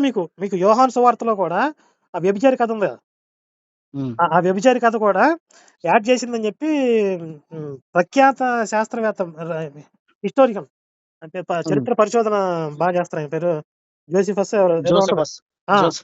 వీళ్ళందరూ పెద్ద పెద్ద మేధావులందరూ కూడా ఈ రాత ప్రతుల్లో వేటిల్లో కూడా ఈ వ్యభిచారి కథ, యేసు వ్యభిచారిని రక్షించాడు, అమ్మ అని పిలిచాడు, ఈ కథ లేదు అసలు. అలాగే మార్కు సువార్తలో ఈ చివరి భాగాలు లేవు. ఇంకా చాలా ముఖ్యమైన భాగాలన్నీ కూడా రాత ప్రతుల్లో లేవు అసలు. తర్వాత యేసుని మహిమాన్వితుడిగా చేయడానికి యాడ్ చేసుకుంటూ వచ్చారు కొన్ని. తర్వాత ఆది యందు దేవుడు వాక్యమై ఉండెను, ఇది కూడా అంటే ఇలాంటివి కొన్ని ముఖ్యమైన భాగాలు, అంటే సిద్ధాంతాలను మార్చే భాగాలు. తర్వాత ఎందుకు యాడ్ చేయాల్సి వచ్చింది? యేసు శిష్యులకి క్రైస్తవం పేరుతో కొత్త మతం పెట్టాలనే కాన్సెప్ట్ మొదట్లో లేదు వాళ్ళకి. వాళ్ళు యూదు మతంలో ఒక భాగంగానే ఉన్నారు. యూదు మతంలో యెహోవా దేవుడు, ఆ యెహోవాకి యేసు కుమారుడు. ఇప్పుడు అంతకుముందు ప్రవక్తలు ఉన్నారు, ఆ ప్రవక్తల్లాగానే యేసు వచ్చాడు. కాకపోతే ఈయన కొన్ని స్పెషల్ పవర్స్ ఉన్నాయి. అది యూదు మతంలో భాగంగానే చూశారు ఫస్ట్. కానీ తర్వాత వచ్చేవాళ్ళు ఏం చేశారు? దీన్ని ఒక సెపరేట్ మతం చేయాలని చూశారు. సెపరేట్ మతం చేయాలంటే అప్పుడు యేసుని దేవుడిగా చూపించాలి. యేసుని దేవుడిగా చూపించాలంటే ఇలా కొన్ని వాక్యాలు, కొన్ని మహిమలు ఇవి యాడ్ చేసుకుంటూ వచ్చారు. అలా ఇక్కడ నా అభిప్రాయం ఏంటంటే, దీని మీద ఇప్పుడు వాస్తవంగా యోధుల్లో నుంచి వచ్చాడు, అదే మతం, దాన్ని యాక్సెప్ట్ చేశారు కొంతకాలం, రైటే. అయితే అసలు మీనింగ్ ఎక్కడ మారిపోతుందంటే, ఇప్పుడు యూదా మతం ప్రకారంగా ధర్మశాస్త్రాన్ని అనుసరించాలి, నీతి క్రియల ద్వారా, క్రియల ద్వారానే పరలోకం వెళ్ళాలి. కానీ యేసుక్రీస్తు వచ్చిన తర్వాత ఏం జరిగిందంటే ఆయన మరణాన్ని విశ్వసించడం కాదు ద్వారా పరలోకం వెళుతున్నారు. మీకు అందుకని ఇప్పుడు ఈ సిద్ధాంతం విడిపోయింది, యూదతో కలవటానికి కుదరదు. అందువల్ల క్రైస్తవులైన వాడు పుట్టుకొచ్చారని మనకి అపోస్తల కార్యంలో కాదు అక్కడ నుంచి క్రైస్తవం ప్రారంభమైందని బైబిల్ చెప్తుంది. అసలు మీకు ఇంకొక రహస్యం. యూదులకి మత గ్రంథానికి ప్రమాణం ఏదనుకున్న ముందు పంచఖండాలు ధర్మశాస్త్రం కదా, త్వర కదా. ఉమ్. అసలు అందులో పరలోకం అనే కాన్సెప్ట్ లేదు. మీరు చూపించండి. పరలోకం ఏంటో మొన్న ఏనుగనే మాట లేదన్నావంట. ఆయన ఏనుగన్న మాట ఏనుగనే పదం ఇప్పటికీ లేదు. ఎందుకు లేదు? ఏనుగు దంతం అంటే ఏనుగనే కదా. ఏనుగు దంతం అట్లా కాదు, అది తప్పుడు అనువాదం. మీరు ఇంగ్లీష్ లోకి వెళ్ళి చూస్తే ఐవరీ అని ఉంది. ఐవరీ అంటే జంతువుల యొక్క దంతాలతో చేసిన వస్తువులని. ఏనుగు దంతంతో చేసిందని పర్టికులర్ గా దాని అర్థం రాదు అసలు. అంటే ప్రత్యేకంగా ఏనుగు మాత్రమే సంబంధించింది కాదు, అది జంతువుల దంతాలతో చేసింది. ఇంగ్లీష్ లో ఎలిఫెంట్ అనే పదం ఉండాలి కదా, ఇక్కడ ఏనుగు అంటే జంతువులు దంతాలతో అంటే ఏ దంతాలు? ఏనుగు దంతాలేగా వాడేది. అందుకే మన మన వాళ్ళ లేదు మన లేదు పండితులం కాదు కదా బైబిల్ మీకు ట్రాన్స్లేట్ చేసిన వాళ్ళకంటే. ఏ జంతువుల దంతాలతో వస్తువులు చేసేవారో కూడా దంత వస్తువులు అనగానే ఏనుగు దంతాలతోనే వస్తువులు వస్తాయి. ఇంకేం దంతాలు ఉన్నాయి చేయడానికి? మీకు ఎలిఫెంట్ అని పదం ఉండాలి ఇంగ్లీష్ లో. అరే దానికి వాళ్ళ భాషలో ఒక్కొక్కసారి ఎలిఫెంట్ కాకపోతే ఇప్పుడు ఐవరీ సంథింగ్ వాడారు అంటున్నావు కదా. ఐవరీ నుంచి రాంగ్ ట్రాన్స్లేషన్ చేశారు. ఏంటది ఐవరీ అంటే? ఏం జంతువు వాడింది మరి? ఇంగ్లీష్ బైబిల్ ఏం జంతువు పేరు రాశారు? నేను మీకు పంపిస్తాను, మొత్తం లిస్ట్ పంపిస్తా చూడండి. ఒక్క నిమిషం నేను చెప్పేస్తా ఉండండి. ఎలిఫెంట్స్, హిప్పోస్, అది నువ్వు అక్కడ డైరెక్ట్ దానిలోకి వెళ్దాము. వేల్స్ అంటే సముద్రంలో పెద్ద పెద్ద తిమింగల లాంటివి అంటే వేల్స్. అండ్ వార్థోగ్స్. నువ్వు బైబిల్లో ఉన్నది నాకు రిఫరెన్స్ చెప్పు. ఆయన చెప్పింది 2వ దినవృత్తాంతాలు 9:25 ఉంది కానీ అక్కడికి వెళ్దాం. ఇక్కడ నా దగ్గర 2 ఉన్నాయి, ఇంగ్లీష్ తెలుగు. ఇంగ్లీష్ లో ఐవరీ ఉంది చూసానులే కానీ అసలు ఐవరీ అంటే ఇప్పుడు డిక్షనరీ కొట్టి చూడు. మీరు చూసుకోండి డిక్షనరీ. ఐవరీ అంటే ఇట్లా జంతువుల దంతాలతో చేసిన వస్తువులు అంటే హిప్పోస్. దాంట్లో అన్ని వస్తాయి. హిప్పోస్ వస్తాయి, వేల్స్ వస్తాయి, వార్థోగ్స్, కొన్ని గూగుల్ చూపిస్తుంది, చాలా జంతువులు ఉన్నాయి. జంతువులు కరుణాకర్, మనం న్యాయం ఒప్పుకోవాలి. ఒక్కొక్కసారి మనకు తెలియనప్పుడు తెలియదు అని అంటంలో తప్పేం కాదు. కానీ నేనైనా నువ్వైనా సాధారణంగా ఏనుగు దంతాలకి ప్రాధాన్యత ఇస్తాం మనం. ఏనుగు దంతాలతో అలా అయితే నేను చెప్పిన సందర్భంలో అసలు వస్తాయి. అందుకని మన వాళ్ళు తెలుగు వెర్షన్ లో ఏనుగు దంతాలని తర్జుమా చేశారు. వాళ్ళు తర్జుమా చేశారు. ఒక మాట తెలిగిపోవచ్చు, దాన్నే ఉంది. నాకే కొన్ని మాటలు తెలిగిపోవచ్చు. నిజంగా ఇప్పుడు అక్కడ ఏనుగు అనే ప్రస్తావన ఉంటే నేను ఒప్పుకునేవాడిని. కానీ నిజానికి టెక్నికల్ గా నేను చెప్పింది తప్పు కాదు. అసలు సందర్భం కాంటెక్స్ట్ ప్రకారంగా చూస్తే నేను చెప్పింది అసలు పర్ఫెక్ట్. నేను చెప్పిందే పర్ఫెక్ట్. ఏనుగు అనే జీవులో ఉంది కదా ఏనుగు దంతం అని. లేదు కదా, ఏనుగు అనే పదం ఉంది కదా. రాంగ్ ట్రాన్స్లేషన్ అది. అదే ఎట్టన్నా గానీ అసలు నేను చెప్పింది ఏనుగు. అట్లా ట్రాన్స్లేషన్ బోన్స్లేషన్ నీకు అసలు ఉంది ఆ మాట అన్నది నీకు తెలియదు కదా. ఏనుగు అనే జీవి గురించి వీళ్ళకి అసలు స్పృహ లేదు, వాళ్ళకి సరైన జ్ఞానం లేదు అని. ఇప్పుడు ఎక్కడైనా ఏనుగు అనే కాలంలోనే, సొలొమోను కాలంలోనే మన ఇండియా నుంచి ఎక్స్పోర్ట్ అయ్యాయంట నెమళ్ళు, కొన్ని జంతువులు, వాటికి సంబంధించిన వస్తువులు. నోవాహు కాలంలో ఏనుగు అనే జీవి గురించి వీళ్ళకి స్పృహ ఉంటే ఆ ఓడ ఇంకొంచెం పెద్దదిగా చేసి ఉండేవాళ్ళు. అంటే ఇంత పెద్ద జీవులు భూమి మీద ఉంటాయన్న స్పృహ లేకుండా ఏదో చిన్న పడవ చేసి అందులో జంతువులన్నీ ఎక్కిచ్చేసారని చెప్పి రాశారు. అది నేను చెప్పింది. అసలు మీరు కాంటెక్స్ట్ ప్రకారం తీసుకుంటే మీకు ఆది కాండంలోనే ఏనుగు అనే జీవి గురించి వర్ణన ఉండాలి. ఎక్కడ ఏనుగు ప్రస్తావన లేదు. ఎక్కడో ఏనుగు తొండం ఉంది, ఏనుగు దంతం ఉంది. మీరు ఏదో సబ్జెక్ట్ చూస్తున్నారు. అది కూడా సొలొమోను కాలానికి ఒకవేళ ఆ కాలంలో లేవేమో, దానికి మనం ఇదేముంది. నోవా కాలానికి కొన్ని జంతువులు ఉండకపోవచ్చు, కొన్ని జంతువులు ఉండొచ్చు, కొన్ని చెట్లు ఉండొచ్చు, ఉండకపోవచ్చు. ఇప్పుడు కాలంలో ఏనుగులు లేవంటారా భూమి మీద? ఒకవేళ లేవంటే లేవో లేకపోవచ్చు అంటున్నాను నేను.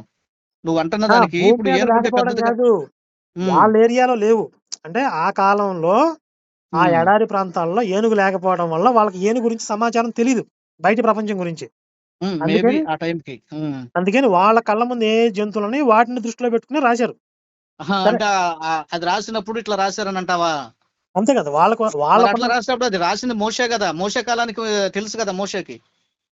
మోషేకి కూడా ఏనుగు గురించి స్పృహ లేకపోయి ఉండొచ్చు. అరే మోషేకి తెలియకుండా ఎట్లా యుద్ధాలు చేసినోడు, గుర్రాలు వస్తాయి, ఏనుగులు వస్తాయి, రాజ్యాలు, పరిపాలనలు వచ్చినాయి కదా అప్పటికే. ఇప్పుడు మోషే చూసింటే మోషే రాసేవాడు కదండి. అదే కదా నేను అంటుంది. మోషే అక్కడ వాడబడ్డ మాట దినవృత్తాంతాల్లో ఉన్నటువంటి మాటని మనం ఏనుగు దంతాలని తెలుగులో ట్రాన్స్లేట్ చేసినప్పుడు మోషే ఎక్కడ చెప్పాడు ఏనుగుల గురించి? మోషే చెప్పాడని నేను అంటలా. మోషే కాలానికి ఉన్నాయి కదా, ఉన్నప్పుడు ఆయనకి తెలియదని మనం ఎందుకంటే ఎట్లా మనం అంటాం? ఇప్పుడు రాసిందే నోవా కాలంలో ఎవరో రాశారండి, నోవా గారు రాశాడండి అంటే ఒకవేళ ఆ కాలానికి లేవేమో, లేకపోతే వాళ్ళకి తెలియదేమో వాళ్ళు ఉన్న ఏరియాలో అనుకోవచ్చు మనం. రాజరికము రాజ్య పరిపాలన వచ్చేసిన తర్వాత వాడు కదా మోషే. అప్పుడు మోషే అవును. కాలానికి ఉన్నాయి కాబట్టి ఉంటే ఉన్నట్టు రాస్తాడు, లేకపోతే ఆ సందర్భం రాకపోతే రాయాల్సిన అవసరం లేదు కదా. మోషే కాబట్టి అంటే మోషేకి తెలియదు మోషే అనుకోకూడదు మనం. అంటే కాలంలో నేను క్రాస్ చేస్తుంది ఏంటంటే మోషేకి తెలియదేమో అనడానికి మనం వీల్లేదు ఏను గురించి. సరే, ఇప్పుడు ఎస్. నోవాహు జలప్రళయం గురించి రాసింది మోషే కాబట్టి మోషేకి నాలెడ్జ్ ఉందంటారు. ఇప్పుడు అందుకే కదా యెహోవా అనే పేరు అసలు అబ్రహాం కాలానికి కానీ ఆది కాండంలో మొదట్లో ఎవడు వాడటానికి తెలియదు. ఆ, మోషేకి ఇప్పుడు మాత్రమే దేవుడు ప్రత్యక్షపరుచుకున్నాడు. ఆ రోజు నేను మీకు చెప్పాను కదా, నా సరే. పేరు యెహోవా అని నేను నీకు మాత్రమే చెప్తున్నానని చెప్పాడు దేవుడు. అంటే ఇప్పుడు కానీ మనకు ముందే కనపడుతుంది మోషేకి యెహోవా ఇప్పుడు యెహోవా అని. మోషే రాసి నోవాహు జలప్రళయం మోషే రాశాడు, మోషే చెప్పాడు కదా అని చెప్పి మీరు ఒప్పుకున్నారు కదా. ఉమ్. అయితే నేను ఒప్పుకునేది ఏమన్నా బైబిల్లో అదే ఉంటది, సత్యం అదే కదా. ఇప్పుడు మోషేకి ఏనుగు గురించి నాలెడ్జ్ ఉంది అనేది మనకి నిర్ధారణగా ఎక్కడ బైబిల్లో ఉందా? అదే నిర్ధారణ అదే రాజుల కాలంలో మోషే జీవించాడు కనుక అదే నిర్ధారణ మనకి. జీవించాడు. ఇప్పుడు అందరికీ అన్ని విషయాల మీద నాలెడ్జ్ ఉండకపోతే ఆయన ఏనుగులను అదే చూడకుండా నాలెడ్జ్ అంటే అది చాలా రాజ్యంలో ఏనుగు అనేది చాలా ఇంపార్టెంట్ కదా కరుణాకర్. ఆ ఆ, దినాల్లో యుద్ధాలు చేయడానికి కూడా ఏనుగులు లేదు. వాడేవాళ్ళు. ఇప్పుడు దాన్ని మీకు మీకు భారతదేశంలో ఏనుగులను లొంగ తీసుకున్నారు, ఇక్కడ యుద్ధాలు చేశారు ఏనుగుల మీద. కానీ ఉమ్. మీకు ఎడారి ప్రాంతాల్లో అక్కడ ఆ కాలంలో ఏనుగుల్ని లొంగ తీసుకునే ఆ శక్తి సామర్థ్యాలు ఎడారి లేక వాళ్ళు ఏం ఎడారి చేశారు? నేను చెప్పేది నువ్వు ఇప్పుడు ఏంటి అది ఎక్కడ మన ఆసియా ఖండమే. ఇజ్రాయెల్ ఉంది కూడా ఆసియా ఖండమే. మన ఖండంలో ఉన్నారు. ఆ, ఆ అంటే మన ఇప్పుడు ఖండంలో ఉంటే ఎడారిలో ఉన్నాయి అంటే అక్కడ ఉన్న అదేంటండి, జంతువులకి చాలా ఇప్పుడు మనకు తెలియదు. భారతదేశంలో రాజస్థాన్లో ఎడారి లేదా? ఉంది, ఎందుకు లేదు? మరి అలాగే ఆసియా ఖండంలో ఉంటే ఎడారులు ఉండవా? నేను అంటుంది అదే. అంటే అదేదో సపరేటు మనకేం సంబంధం లేనోళ్ళు, మనకు తెలిసిన టెక్నాలజీ వాళ్ళకి తెలియదు అన్నట్టుగా అవునండి, అంటున్నావు ఒక కదా, అందుకని అంటుంది. ప్రాంతంలో జంతువులు బలిష్టంగా సమృద్ధిగా ఉండొచ్చు, అదే ఇంకొక ఒక ప్రాంతంలో ప్రాంతంలో లేకపో ఉండకపోవచ్చు అన్నది ఇప్పుడు ఒప్పుకుంటాను నేను ఆస్ట్రే కాదంటలా. కానీ ఆస్ట్రేలి రాజులు రాజ్య పరిపాలనలు వచ్చాక ఏనుగులు గుర్రాలు ఖచ్చితంగా ప్రథమ స్థానం వహిస్తున్నాయి నా రాజ్యాల్లో. అంచనా ప్రకారం మోషే కాలానికి కూడా వాళ్ళకి ఏనుగుల్ని ఉపయోగించే నాలెడ్జ్ లేదు. ఇప్పుడు ఈజిప్ట్ రాజు అయ్యో ఫరో ఉన్నాడు. బైబుల్ రత్నాకర్ నిన్ను అనేది అందుకే నేను, నువ్వు ఖచ్చితంగా దీన్ని ఒప్పుకోవట్లా, తప్పుని తప్పుగా ఒప్పుకో. లేదండి, నేను ఇప్పుడు ఏదైనా తప్పైనా సరే నా తప్పే అని ఒప్పుకుంటా నేను. నేను ఎందుకు ఇప్పుడు మోషేకి ఏనుగుల గురించి తెలుసు. అని ఎక్కడుంది చెప్పండి? అదే రాజ పరిపాలన వచ్చినాయంటే ఏనుగులు గుర్రాలు గాడిదలు రాజ్య ఒంటెలు ఎద్దులు పరిపాలన, ఇవన్నీ ఉంటాయి. ఇప్పుడు రాజ్య పరిపాలన అప్పటికే ఉందిగా. ఉమ్. ఎక్కడి నుంచి? ఎందుకు నోవా లేవు? ఆయన ఐగుప్తు రాజు అని వదిలిపెట్టి ఎక్కడికి పారిపోయి అబ్రహాము వచ్చేసాడు. ఎక్కడి నుంచి రాజ్యాలు వచ్చినాయి, మాకు రాజు కావాలన్నారు. అబ్రహాము కాలం నుంచే రాజుల పరిపాలన ప్రస్తావన ఉంది కదా. అప్పటికంటే అది మరీ చిన్న చిన్న పెత్తందారులు, అట్లా అట్లా జమీందారు లాంటి వాళ్ళే. ఏదైతే రాజుల పరిపాలనే కదా అంతా. జమీందారు లాంటి వాళ్ళు. అన్ని మీరు డిసైడ్ చేసేస్తారు ఇక. అదే మనకు అర్థమవుతుంది కదా. అబ్రహాం కాలంలో ఎవడు అబీమెలెకు రాజు అని ఉంటది. రాజు అంటే ఏంటైనా ఒక చిన్న ప్రాంతానికి ఒక ఫరో జమీందారు లాంటి వాడు. రాజు అంటే ఫరో పెద్ద కూడా రాజ్యం ఉన్నాడు ఉందా? కదా. అబ్రహాం కాలంలో ఫరో కూడా ఉన్నాడుగా. అబ్రహాం కాలంలో ఫరో కూడా ఉన్నాడు కదా. ఫరో ఏడున్నాడు? ఉన్నాడు. అబీమెలెకు దగ్గరికి పోయి ఆ పెళ్ళాం గురించి అబద్ధం చెప్తాడు. ఫరో దగ్గరికి పోయి పెళ్ళాం గురించి అబద్ధం చెప్తాడు. ఇద్దరు దగ్గరికి పోయి అబద్ధం చెప్పాడు. అబీమెలెకు రాజు దగ్గరికి వచ్చినప్పుడా? అబీమెలెకు రాజు దగ్గరికి వచ్చి చెల్లెని చెప్పాడా. ఆ తర్వాత ఫరో దగ్గరికి పోయినప్పుడు కూడా ఆ చెల్లెనే అబద్ధం చెప్తాడు. ఫరో కూడా పిలిచి అట్లా ఎందుకు అదే చేశావు? నేను అనేది ఆ కాలానికి ఇంకా అంత రాజ్య విస్తరణ జరిగిపోయి పెద్ద పెద్ద కింగ్డమ్ లాగా ఉండవు, చిన్న ఉన్నాయండి. చిన్న అంటున్నాను. కాకపోతే సరే వాళ్ళకి అనుకుందాం, సరే ఉన్నాయి అనుకుందాం. ఓకే. ఇప్పుడు చెప్పు. ఇప్పుడు అసలు మనం ఎక్కడి నుంచి ఎటు వచ్చాం? యాడ్ నుంచి ఎటు వచ్చామంటే కృషి పాల్ దగ్గర నుంచి బ్లెస్సీ అక్క దగ్గరికి వెళ్ళాం. కాదు బ్లెస్సీ అక్క బైబిల్లో ఏదో పదం లేదంటే ఈ ఏనుగు దంతం గురించి వచ్చింది. ఏ పదం లేదంటే? ఏదో పదం అనుకుంటాను. నిజమే కదా. ఆ, ఏదో పదం లేదంటే నువ్వు ఇలాగ అన్నావని అన్నాను నేను. అక్కడి నుంచి డైవర్ట్ అయింది. సో నేను అవునవును. చెప్పేది ఏంటంటే, సరే మన తర్వాత మాట్లాడదాను కానీ బాబు 2 గంటలు అయింది నాయన. మరి ఇక ఏం చేస్తాం, మీరేమో అట్లా కవర్ చేసుకుంటా, మరి అన్ని కవర్ నేను డ్రైవ్ కవర్ చేసుకుంటున్నా, ఏం కానీ కాదు. మీరు తప్పనిసరిగా ఒప్పుకోవాల్సి వచ్చింది చూసారా కొన్ని. ఎక్కడ నేను ఒకవేళ ఒప్పుకుంటే ఒప్పుకున్నానని చెప్తాను. దేని విషయంలో? సర్లేండి, ఇప్పుడు నాకు మళ్ళీ మీకు ఎక్స్ప్లెయిన్ చేసేంత ఓపిక లేదు. ఒకసారి ఆడియో మొత్తం వినండి, రిలీజ్ అయినాక వినండి. ఊపంతా పోయిందా? నాకు ఊపు వస్తది బైబిల్ అంటే అన్నావుగా, ఇప్పుడు బైబిల్ దాకా గురించి మాట్లాడదాం మళ్ళీ. అయిపోయింది ఇక సోకు. కాదు, రిపీట్ చేయమంటే కష్టం, మళ్ళీ కొత్తవి మాట్లాడదాం. కొత్తవి మాట్లాడతావు రిపీట్ చేయకుండా. సరే, ఆ సరే విధంగా మరి. మీకు అవగాహన ఉండడం కోసం చెప్తున్నా. మీరు ఎప్పుడు కూడా మొండిగా ఛాలెంజ్లు చేయకండి. అబ్బా, బైబిల్ అంతా నా నేను దగ్గర ఛాలెంజ్ కాదు, చేయనులే. అంటే బైబిల్ మీద నా నాకంటే దగ్గరని తెలిసిన వాళ్ళు కాదండి. ఉంటారు. ఉమ్, నేను ఒక శ్రేయోభిలాషిగా చెప్తున్నా. ఇప్పుడు ఉమ్, మీకు క్రిస్టియన్స్ లో కొన్ని స్టాక్ డైలాగుల్ని బాగా నేర్పించి పెట్టారు. బైబిల్ ఉమ్, అంతా పరిశుద్ధాత్మ ప్రేరణతో రాయబడింది. అందులో ఉమ్, రాయబడిన ప్రతి అక్షరం, ప్రతి పొల్లు కూడా ఆయన చెప్తేనే రాశారు. ఉమ్. లేఖనం ఒకటి ఊహను బట్టి గాక ఇలా ఆమేన్. పుట్టదు. ఇవన్నీ ఆమేన్. ఇవన్నీ మీకు కొన్ని స్టాక్ డైలాగులుంటాయి. కానీ ఆ. మీకు చరిత్ర అవగాహన ఉండడం కోసం నేను ఉమ్, చెప్తున్నా. ముందు అసలు మొట్టమొదట రాసిన రాతప్రతులకి, ఉమ్, ఇప్పుడున్న బైబిల్‌కి అసలు సంబంధం ఉండదు. మొత్తం అన్నీ ఉమ్. యాడ్ చేసుకుంటూ వచ్చారు. నేను ఫైనల్ గా ఆ! నీకు ఒకటే మీకు చెప్తున్నా. ఇంకోటి ఇదిగో కాదు కాదు. కర్ణాకర్, ఇప్పుడు మనం నన్ను ఎక్కడి ఫైనల్ నుంచొచ్చాం? చెప్పనివ్వయ్యా బాబు. ధర్మశాస్త్రంలో పరలోకం అనే పదం లేదని అక్కడి నుంచొచ్చాం మనం. ఆ, కరెక్టే. ఆ! యూదు సరే, మతంలో దాని గురించి మళ్ళీ మాట్లాడదాంలే గాని. బాబు, చెప్పేస్తున్నా. బాబు విను బాబు. ఆహా, ఒక్క మాట నన్ను కూడా మాట్లాడండి. ఒక్క చెప్పండి. మాట. ఏం లేదు. నువ్వు మాకు మార్కు సువార్తలో ఒక అధ్యాయం కలిపిన, తీసేసిన, ఇంకోటి చేర్చిన, ప్రతుల్లో ఇంకొక రకంగా ఉన్నా, ఇంకొక రకంగా ఉన్నా, బైబిల్లో తప్పులు ఉన్నాయన్నా, ఏమన్నా మీరు అనుకోండియా, ఆ! మాకు మాత్రం యేసయ్యే దేవుడు, అనుకో యేసయ్యే మాకు నిత్య జీవం, అనుకోండి. నేను యేసయ్యే మా రక్షకుడు, ఈ ప్రపంచ సృష్టికర్త. ఇది మాకు చాలయ్యా. మాకు అసలు బైబిల్తో మాకు ఏమొద్దు, తెలిసినా తెలియపోయినా. రైట్. ఇప్పుడు అది. ఇప్పుడు నేను చెప్పేది కూడా ఏంటంటే, ఉమ్. మీరు ప్రగల్భాలు పలక్కుండా మా నేను పలకనులే. ఇప్పుడు మా బైబిల్‌లో అసలు ఒక్క దోషం లేదు, ఒక్క తప్పు లేదు. లేకపోతే దోషాలు ఉంటే నేను ఒప్పుకోను. దోషం అంటే ఇప్పుడు మార్పులు, చేర్పులు చేయటం కూడా దోషాలే కదండీ! వాళ్ళకి కావాల్సినవి రాసుకోవటం. లేదు లేదు, నువ్వు ఎట్లా నిరూపిస్తావు? నాది అది అది నాకు నిరూపించు. ఏమండి, నేను మీకు వీళ్ళు పంపిస్తా. ఈ ప్రతిని తీసుకొని ఇదిగో ఇది యాడ్ చేసి వాళ్ళకి అనుకూలంగా మార్చారు అన్నది నాకు నిరూపించు. హిస్టారికల్‌గా మీకున్న ఇన్ఫర్మేషన్ మీకు పంపిస్తాను. ఆల్రెడీ ఇప్పుడు మనం బైబిల్‌లో చూసింది అదే. నాకు పంపించు. మీరు నేను కూడా ఇదిగో ఒకసారి చెక్ మా చేస్తాను. బైబిల్‌లో ఎట్లా ఉన్నా మాకు యేసయ్య దేవుడు ఇప్పుడు చెప్పారు కదా! చెప్పుకోండి మాకు ఇబ్బంది లేదు. ఉమ్, కానీ మా దగ్గరికొచ్చి ఛాలెంజ్‌లు చేసి, మా దేవుళ్ళని ఉమ్, తిట్టి, ఉమ్. ఇలాంటి చండాల పనులు చేస్తే ఇప్పుడు మేము దేవుడిని తిట్టడానికి నేను ఒప్పుకోనుగా. ఎవరు, తప్పు కదా అది. ఇవన్నీ మేము హిందూ మాట్లాడాల్సొస్తది. దేవుళ్ళైనా, ముస్లిం దేవుళ్ళైనా అసలు ఇతర దేవుళ్ళని తిట్టాల్సిన అవసరం లేదండి మరి మాకు. మీ వాళ్ళు చేసే పని అదే కదండీ పొద్దున్నే మా లేస్తే. క్రైస్తవ్యంలో యేసే దేవుడని మేము ప్రకటించుకుంటాం. మా భారతదేశంలో మాకు రాజ్యాంగం ఇచ్చిన హక్కు ప్రకారంగా మమ్మల్ని కొట్టబాకండి, మమ్మల్ని తిట్టబాకండి, బొట్లు పెట్టబాకండి, మా మీద అరవబాకండి. మీరే దాడులు చేస్తున్నారు ఎక్కడ పడితే అక్కడ. మిమ్మల్ని ఎవరు కొడతారు? ఏడా మేమా? మేము తండ్రులు తింటమే సరిపోతుంది గానీ దాడులు చేసి అంత ఉందా మాకు? ఇప్పుడు నేను మా యేసు ఎవరికన్నా మా కాదండి, ఉమ్, నేనే పాస్టర్ కన్నా ఫోన్ చేసి నా కొడకనలారా మిమ్మల్ని నరికేస్తానన్నానా? మా ఆఫీసు ఫోన్ చేసి నన్ను ముక్కలు ముక్కలుగా నరుగుతాను మీ క్రైస్తవులు తిట్టారు. ఎవరు హింసావాదులు? ఎవరో తెలుసో తెలియక అన్నారేమోలే. నిజమైన మీ క్రైస్తవులు అయితే క్రైస్తవులే అట్లా కదా! తిట్టరులే. ఇప్పుడు ఒకళ్ళతో కాదు. చీరల్లో మా కార్యకర్తలను కొట్టారు. ఎవరు హింసావాదులు? అబ్బా, ఇక అట్లా చూసుకుంటే అబ్బో, పచ్చి బూతులు, పచ్చి మాటలు చాలా మంది మీరు తిడుతున్నారులే పైకి హిందువుల్లో. కనపడేంత తెల్ల పావురం బొమ్మలు పెట్టినంత మాత్రాన మీ వాళ్ళు అంత ఉమ్. సాత్వికులు కాదు. లేదు లేదు, మా యేసునాయన అమ్మో, మా యేసునాయన ఊరుకోడు ఎవరిని తిట్టినా.